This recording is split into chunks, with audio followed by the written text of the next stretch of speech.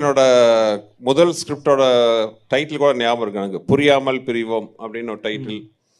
ரொம்ப ஒரு சீரியஸான இன்டென்ஸான மூவி. ஸோ நான் அந்த மாதிரி கண்ணோட்டத்தில் தான் இருந்தேன். என்னோட முதல் பட ப்ரொடியூசர் பார்த்தீங்கன்னா ஒரு தேட்டர் ஓனர். அப்போ அந்த தேட்டரில் போய் அப்போல்லாம் என்னென்னா தேட்டரில் ரிலீஸ் ஆகிறதுக்கு முன்னாடியே படங்கள்லாம் பார்ப்போம். அப்போ நாங்கள் ஒரு படம் அங்கே பார்க்குறோம்.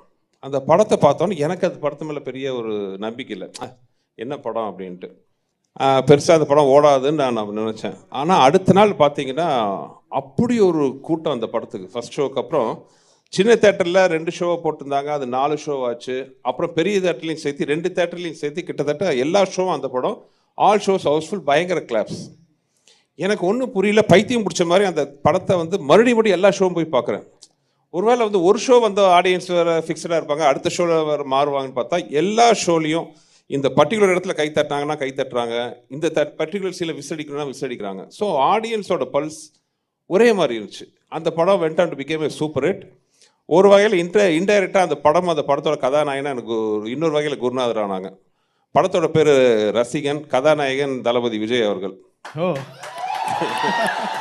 ஸோ அந்த படம் என்னோட கண்ணோட்டத்தை மாற்றுச்சு. ஸோ அப்போ என் முன்னாடி இந்த கேள்வி, உனக்கு பிடிச்ச படத்தை எடுக்கிறதா இல்லை ஆடியன்ஸுக்கு பிடிச்ச படத்தை எடுக்கிறதான்ட்டு. அப்போ நான் 2வது விஷயத்தை தேர்ந்தெடுத்தேன். அது எனக்கு பிடிச்ச படமாக அமைச்சுக்கிட்டேன். அதே நேரத்தில் ஆடியன்ஸுக்கு அது ரொம்ப ரீச் ஆகணுங்கிறது ரொம்ப முடிவாக இருந்தேன். ஆடியன்ஸ் எல்லாத்துக்கும் பிடிச்ச மாதிரி படம் எடுக்கணும்னு முடிவு பண்ணேன். ஸோ என்னோட முடிவு தான் மேபி இன்னைக்கு நான் இங்கே உட்கார வச்சிருக்குன்னு நினைக்கிறேன்.